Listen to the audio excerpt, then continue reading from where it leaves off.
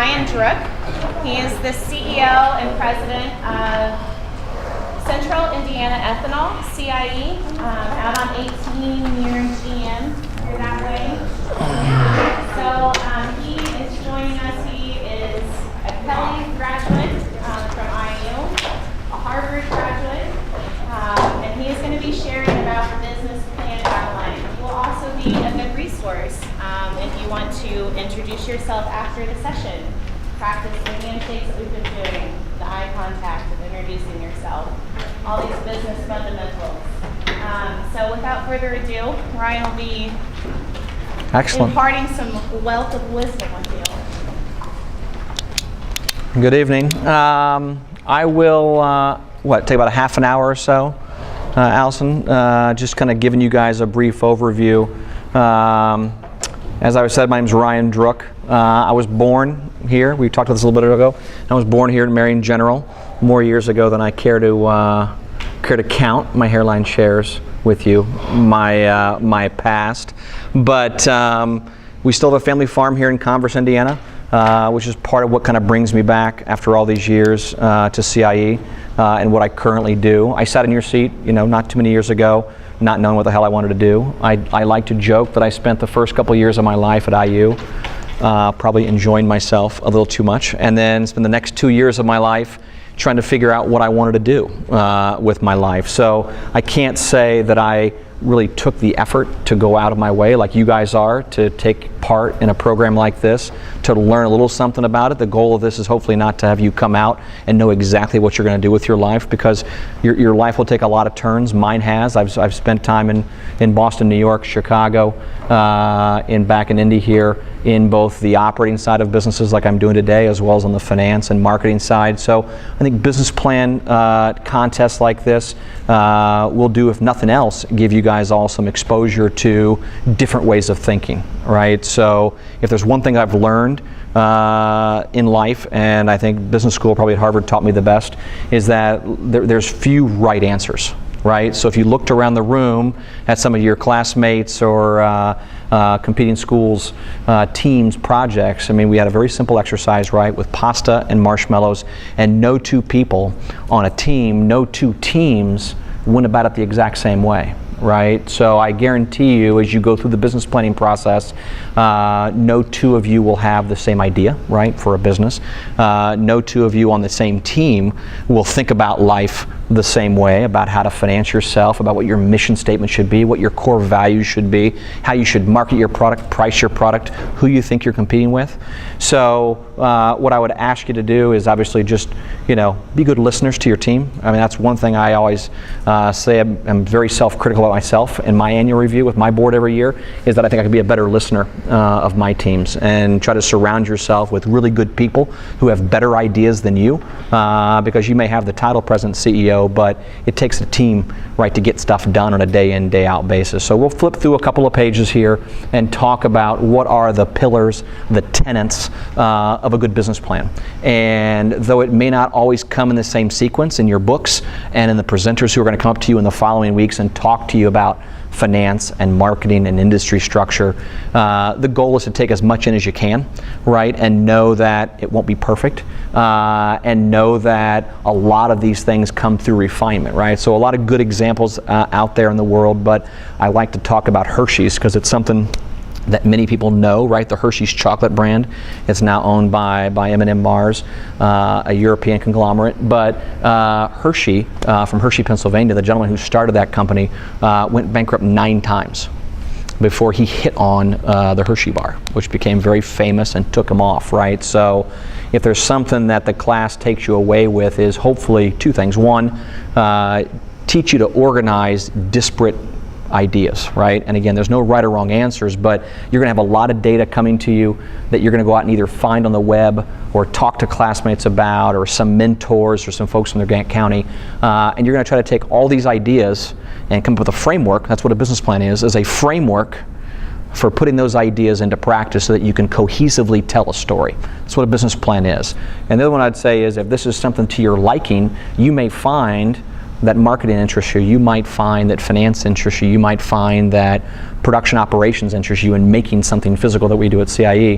That'll be that'll put you on a path to then go and explore and decide whether that's for you, right? That's kind of what, quote, a lifelong learning. Hopefully it's something you do much beyond school. It's something I think I try to do every day, which is how do I continue to learn in a market and a place that continually changes.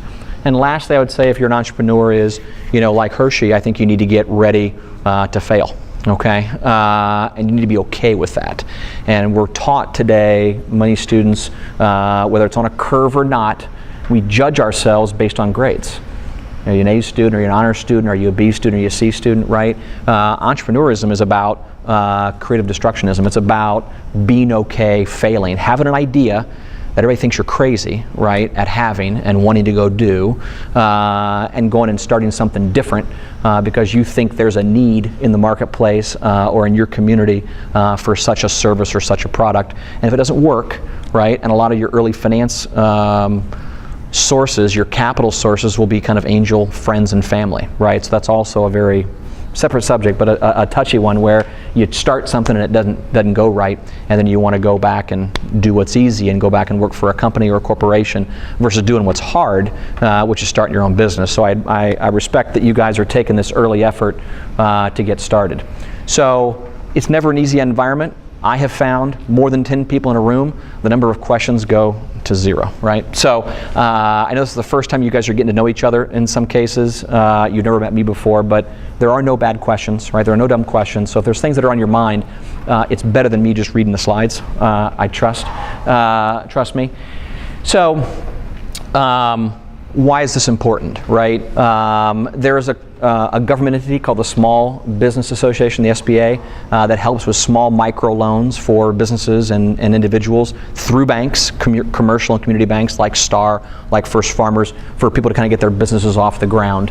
Why I think it's important, the economy runs based on 2/3 of the economy is consumer spending.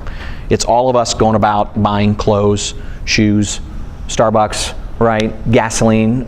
2/3 of the economy, GDP, is consumer spending. So if you think about job growth, 80%, 85% of job creation are in companies of 50 employees or less. Right? 50 employees or less. So these are retail establishments.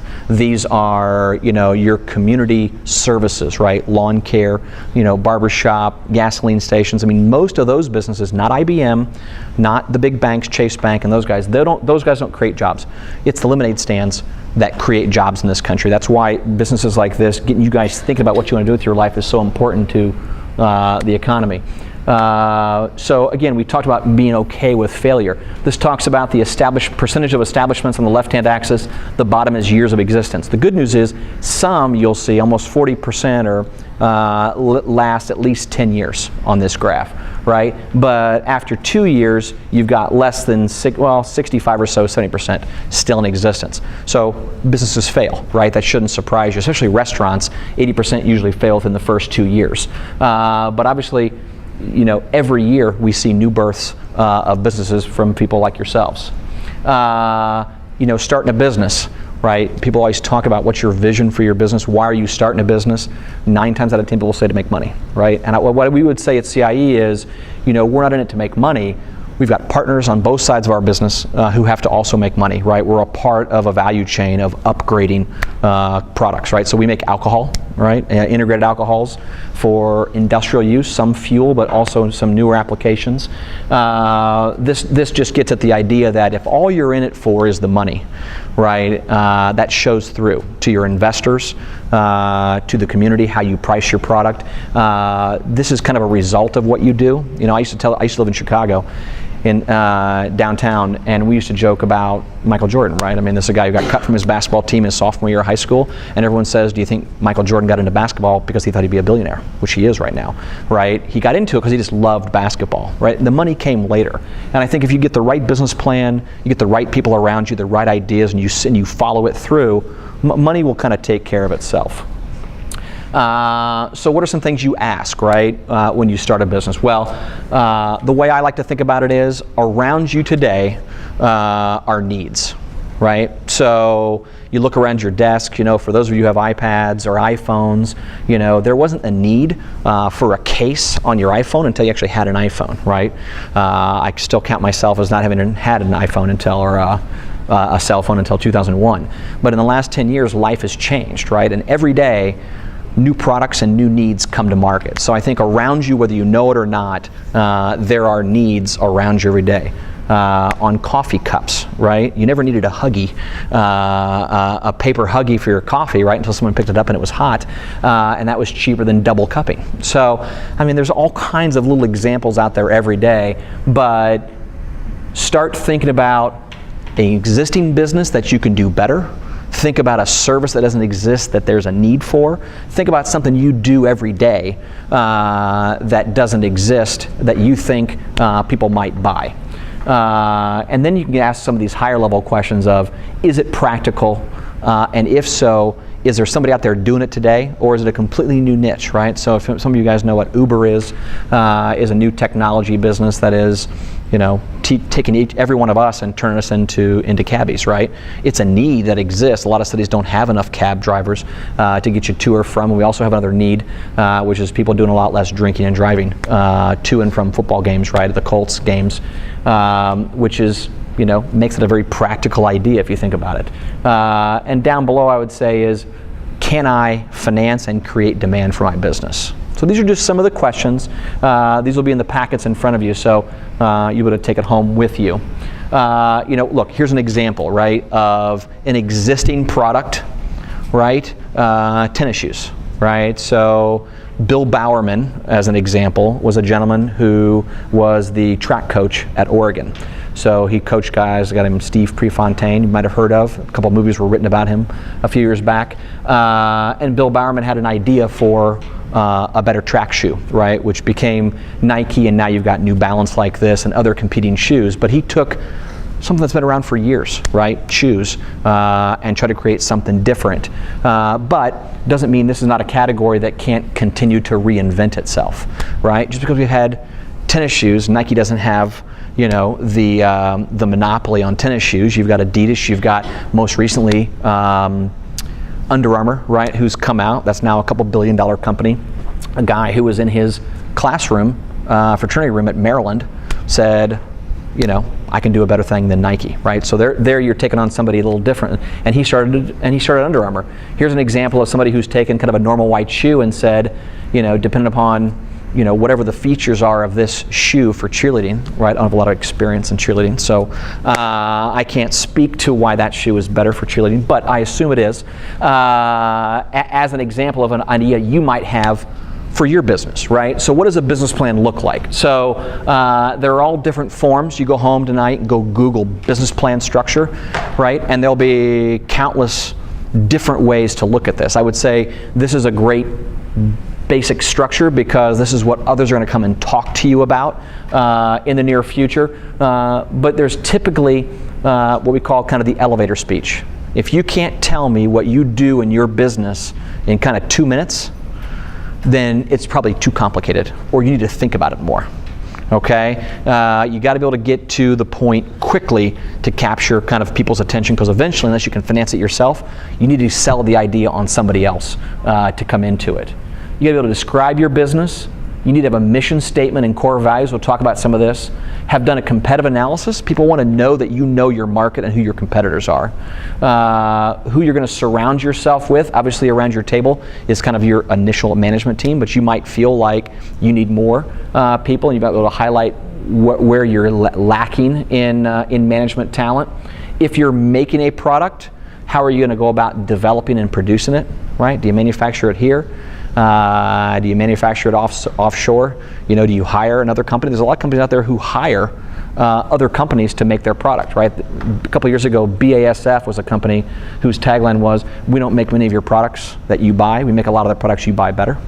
That was their tagline. That was kind of their mission statement of what they did. And then you'll need to come up with a marketing plan. Whether you make a product or you sell a service, how are you going to market yourselves? How are you going to get the word out, right? Is it going to be email marketing using companies like ExactTarget, which started in Indianapolis? Are you going to use traditional print in the Marion Chronicle? How are you going to let people know that your business is here, so you can start, getting the word out, if you will. And eventually it all comes down to kind of the financial plan. So, I like to use, just because it relates to our business pretty well, you think about, if you're a farmer, right? And I'm starting out, I need to finance the land, my inputs, my seed, my combine or my other implements, right? And it's going to take me an entire year before I actually get a product that I can go sell. All of your businesses are going to have that period of ramp up where you're not going to have a product day one, but you're going to have expenses, right? Paying yourself, buying your raw materials, starting your factory, or hiring somebody to build it for you. I mean, all these things take time and money. That's partly what's called startup capital. How much money will you need to kind of get your business off the ground, and how quickly will you get to break even, right? How quickly will you make a profit? And how long will that profit take before you can pay back your loan? So some folks from STARS, I understand, Josh Peters, a friend of mine, will come talk to you about some of those things. So what I would tell you is, your executive summary will write itself, right? Don't start with the executive summary. Start with the idea. Start with, what is your business? What's the product or service you're going to try to do? What's your mission statement, right? And the rest will kind of start to flow out of that. So you'll see here it says a quick overview of your business plan. Executive summary is a quick window into your, and it appears to in the business plan, but it's usually the last piece completed. Because if you've done your business plan correctly, you're just summarizing each of those pieces of marketing, sales, product, competition in the executive summary. So it is a little bit repetitive, and that's okay. Ryan, you had a question. Oh, I'm sorry. Oh, I don't know. Are you guys going to hand out eventually? You will. Okay. Well, I think, yeah. So I don't want you to, I'd like to listen as much as anything, but take notes as you go along. But I didn't want you to think that you had to copy every question to ask yourself down, because then I think you'd miss a little something as we go through. We think about the executive summary as you step on an elevator with somebody, and you're going up to the 33rd, 40th, 50th floor. And that's how long you have to describe your business to me, right? So if you watch TV, go watch, I think a great thing for you guys to do would be to go home and watch Shark Tank, right? You ever heard of this show? Have you heard about this? CNBC advertises all the time, and at your age, I know you don't sit around like me watching CNBC and the ticker tapes, but every night they run this series called Shark Tank, where somebody has to come in, or a group of people, and you got investors, and you're there making your pitch, right? What's your idea? And I think you watch one episode like that, you'll hear 3 or 4 wild ideas, and some get financed, and some don't. But that show will show you what an executive summary is, a pitch. They'll get asked questions about production, marketing, finance, and then there'll be a discussion. How much money do I need to go do what, and how much of my business am I willing to sell for it, right? So as you go through this process and people come and talk to you, check back in with that show. Because I think it's a wonderful kind of, without being pedantic, kind of layman 101 way of how businesses get off the ground. And there's some good ideas there. When you think about did I go the wrong way? So outside of the executive summary, kind of what is, people talk about mission statements a lot, right? Your school's got one here. Universities have them. Your churches have them. What is it you seek to do, right? We have one at CIE, to passionately approach each day, deliver creative green solutions for a more sustainable tomorrow, right? So, it's not what the words are, it's what they mean, and it's how you start to build a little bit of culture around your company. But they are concise. They are a couple of sentences, right? You don't need to go on at length about your mission statement. If you can't concisely say what it is you stand for, you need to go back and rethink that a little bit. So you look at Starbucks, right? And this is on their website. You can go to their website. Their mission statement is to inspire, nurture the human spirit, one person, one cup, and one neighborhood at a time, right? So nowhere in that mission statement does it say they aspire to sell the best coffee or to make a profit, right? Those aren't in their mission statements. Those are not why you do what you do, right? It's a result of what you do, okay? How does that different than a vision statement, right? They're very, very similar, and again, you'll get more comfortable with these as you go through, but I think it's a little bit more descriptive of what like a Starbucks would do, right, than the mission statement. So here's a good example, right? Seeing is believing. So Amazon, their quote vision, right, to be the Earth's most customer-centric company, right, to build a place where people can come to find and discover anything they might want to buy online. Right? Amazon at one point in time was an online seller of books. Right? That's all they did. And then they got into electronic books. And then they said, if I do books, I can distribute things that go with books. Placeholders, pencils, pens, other things. And then it's now broadened out to literally, you all know, you can go on to Amazon and literally get anything, anywhere from anybody. Right? So they have decided that they cannot be just book-centric. They can be anything that actually is purchasable via an online service. Core values. So your mission statement is kind of what you stand for. Your vision is how you see your company growing, and then kind of like what do you stand for. And a lot of people, we at CIE are included in this. You can go to our website, go see our mission statement, go see our value statement, go see our value proposition, our vision. Core values are kind of like they say the character and the quality of the organization. So what do you look for in the people we hire and what we look for in customers and partners? They're sometimes just listed, right? Not in any one chronological order, but here's Coca-Cola's, right? So what are the values that they serve as kind of a compass for their actions? They would say leadership, collaboration, integrity, accountability, passion, diversity, and quality. Right? So when someone says, what do you stand for? Right? These are some of the values that are important to them. And so for your business, it might be a little bit different. And you don't have to have 7 or 8. You may only have 1 or 2. Right? It's what's most important to your business and what you're trying to deliver to your customers. So competitive analysis, this is pretty straightforward. Not to do, but to understand kind of what it is, right? So if you're Amazon, you better understand what the likes of eBay, Alibaba, which is coming to public here, the Chinese company, right? Yahoo, other search engines, Google, who's trying to be everything, all things to every people. You better go out and be able to do a competitive analysis and understand how they're positioning their company with their mission statement, their values, their products, their pricing, to what you're trying to do, right? So depending upon your company that you guys aspire to start here, you'll start to uncover, and I think, when I was younger, you were literally going to a library like this and trying to figure out what was publishable. Anymore, you can just about Google anything, right? Literally. So you guys are at a huge advantage in terms of information. The disadvantage is you now have a lot of information to get through in a very short period of time.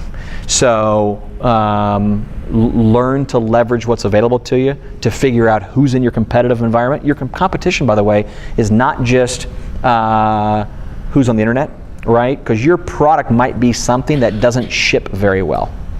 You don't compete with somebody from China in Marion, Indiana, right? Or in Gas City because of somebody in China makes the same thing. It may not be a product that ships very well. So in that case, your competition might be somebody in Indianapolis, not somebody in China, right? So kind of know your market, know your product, its costs, as you think about who statistically you're going to compete with, because your investors will care.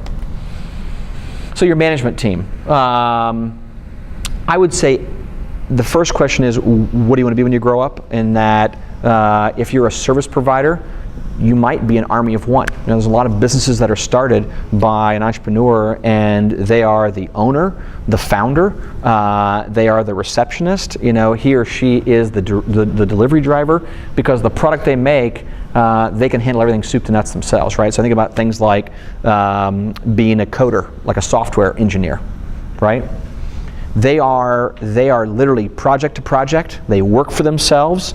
They answer to nobody, and they're out pitching their wares to go get hired on the next project to go work on a very distinct building an app, building some software code, etc. So you don't necessarily need to build a management team around you, but I suspect for the kind of projects and the companies you will be most familiar with and the people sitting around the table, you're going to have at least 2 to 4 people in your management team, right? Which means also sharing responsibilities and having somebody appointed to kind of head it up, right? Doesn't mean, by the way, every partnership has a CEO, right? Think about a collection of doctors, dentists. They come together, 4 or 5 people, and they're all equal partners, right? And you might decide for your company, for your structure, you're all going to be equal partners with equal say, with an equal number of votes. You might choose to make somebody the CEO and that person be responsible for presenting, and you guys all support him or her, right? That's kind of up for you guys to decide as you go through this. Development and production, we talked a little bit about this in terms of what goods or services you're going to provide. If it's a manufactured product, right, do you make it? Do you let somebody else make it? Do you think making something is your core competency? Nike makes nothing, right? You should know this. Nike makes nothing. Apple doesn't manufacture anything. They outsource everything, right, to third parties. The Gorilla Glass on an iPhone or an iPad, that's all made in Korea, right? An outshoot of Samsung and some other places. There are companies who have grown up in this country, Flextronics, Selectron, others. All they do is manufacture other people's ideas, right? And so you guys might choose to go out and find something like that to go manufacture your idea. But where should that be located? Do you like the idea of manufacturing something in China? Because if I'm your investor, I might ask the question, how often do you get a chance to go visit that factory? How are you going to manage quality control? How long is it going to take you to ship that product here? And what if it shows up here and it's not right? Right? I mean, so there's a lot of thought. It's not just say, well, we'll get some guys in China or Vietnam to make that for me. There's all questions about, is that price savings more important to you than the money you're going to have to sink in working capital? Right? So these will be things that others will come talk to you about. Your marketing plan. So we talked a little about how you get to market, right? So thinking about here, some points to cover. Who's your customer, right? A very, very simple question that many people don't think about, right? They said, I'm going to go build, a new holder for my iPhone. Well, I guess the question is, who's your customer, right? Because the kind of cover I'm going to buy versus the cover one of your friends is going to buy, if this is I don't know, if it's tied to other marketing, right? So there's a lot of things going on with Disney, for example, right? Disney markets a lot of products to my kids. It's like crack. I mean, my kids are caught up in the whole Disney thing and the Ninja Turtles and things like that. So, and every 3 years they have a new class of customers, right? Because they're ever growing. Kids are always being born. There's always a whole new fresh set of groups. Well, don't be out marketing your product to me if it's targeted to children, right? So know your customer and who you're trying to influence, if you will, with your new product or service. How are you going to price that product? Well, again, if it's a product like a phone cover, go down to the Verizon dealer, right? Do a store check. Go online to Amazon, see what these covers are selling for, and see if you think you can make it for a price that allows you to still make a margin, right? So simple things. Distribution, how are you going to distribute it? Are you going to ship it yourself, right? You sell something on eBay, you got to go ship it yourself. Or you're going to have some third-party fulfillment center ship it. And then advertising and promotion. We talked about how you get the word out by email or by written mail or by kind of snail mail. So marketing will come back, and a lot of people who come talk to you about marketing will talk about the 4 Ps. What's your product? What's your price? What place you're going to sell it in, and how you're going to promote it, right? You'll hear that often when the folks come talk to you about marketing. Financial plan. So the folks from Star are going to come talk to you about how you get your finance, right? So a lot of us have to go before banks and say, I do this, every couple of years. I go to my set of banks and we say, here's how we've done, here's how we're doing, here's what we're going to go do with your money, right? Because capital to start your businesses can come from equity sources, friends and family, can come from banks like Star Financial. They might lend it to you, right, on a secured basis, or they might lend it to you through what's called the SBA. We talked about the Small Business Administration, how our government, both state and federal, supports young entrepreneurs starting a business. These are the kind of things the banks are going to ask. Do you have a control over your business? Do you understand the competition? Do you understand how you're going to price your product? Do you understand your costs?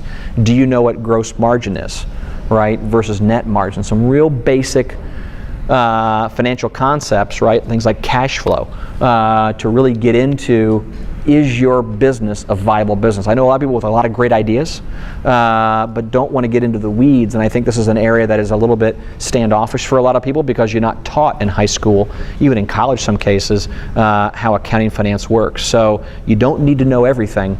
You just need to dig in here a little bit, understand enough to be able to articulate, so we go back to the case example we used on phones. How many cases are you going to sell a year?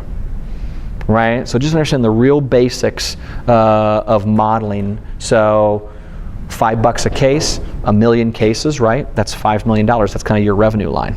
And so you're already off to a quick start. So then the guys are going to get from revenue, right, through your costs of production, of advertising, and for your management team, I would say those are your biggest costs to get down to kind of a gross profit. So when Star comes in, push him to detail for you some of the things that will go into your financial plan. And then lastly, don't forget all the others. So when you're out and you're Googling and you divide up amongst your team, you take a crack at mission statement. We think we know what our product idea is. You go online and go Google who we think our competition is, and you think about product pricing. You're going to divide and conquer here. You can't all dig down that tunnel, right, to the nth degree. You need to be familiar with what your partners are doing and your teammates are doing, but you got to divide and conquer here a little bit, and guess what? It'll change 100 times.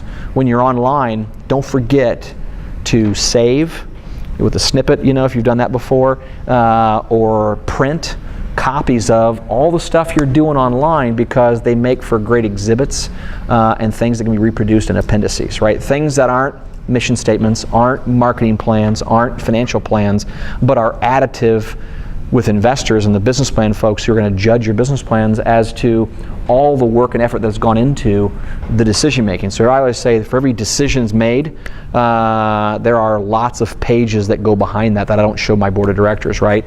You just want to show them the one page as to where you're going and why, but there's a lot of work your team does to get there. So don't forget to hit print, because then the next day you get together with your classmates, you say, I found this great website.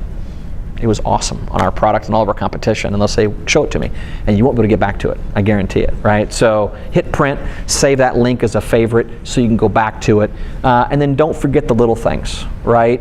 I always say, don't get caught up in form over substance, right? Something could look pretty, but there's not a lot of substance to it. I'd rather you spend time on the substance, but professionalism comes from doing the little things, right?